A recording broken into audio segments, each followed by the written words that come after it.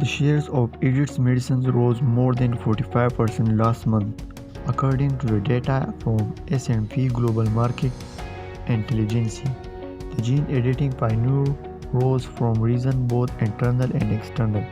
The business and amended collaborations with Celgene for developing engineered immune cells and will receive an upfront payment from 70 million as a result of the new agreement. The company also enjoyed a firm from pair CRISPR Therapeutics, which reported promising results from the first 2 patient doses with its lead drugs candidate. CTX-001 investors took that evidence that CRISPR-based medicines might be a real deal, all thought that might be big leap.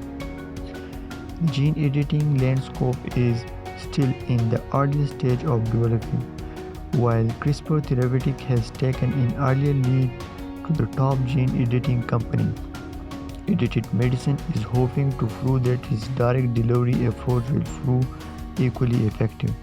The trial results the company will present in the coming years will become crucial test for the future of CRISPR gene editing, especially with the competing techniques on the horizon.